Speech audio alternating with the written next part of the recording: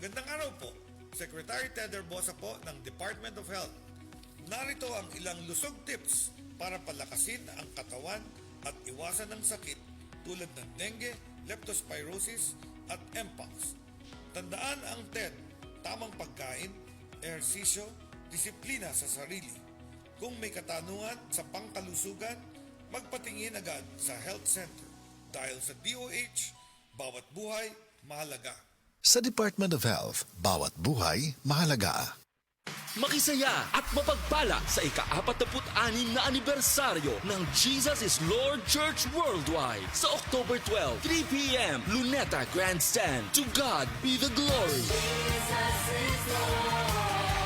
Mami, nahibaw ka ba? Ang Nutrilin dunay mas daghang nutrients kumpara sa ubang pangbata nga multivitamins with proper diet and exercise, mutabang sa pagpaligon sa immunity ug uban pa. Maong palit na. Mahalagang paalala, ang Nutrilin na hindi gamot at hindi dapat gamitin panggamot sa anumang uri ng sakit.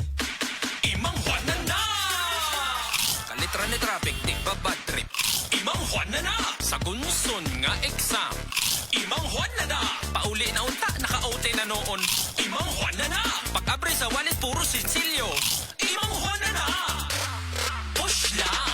Push lang! Basta na ay kalami sa gipag-uban nga kaaslong ug kagubgob sa chicharon ni Mang Juan. Available sub sa Crispo Sikrope. Push lang! Imang Juan na! Push lang sa kalami og aslom kagubgob sa Mang Juan. Imang Juan na!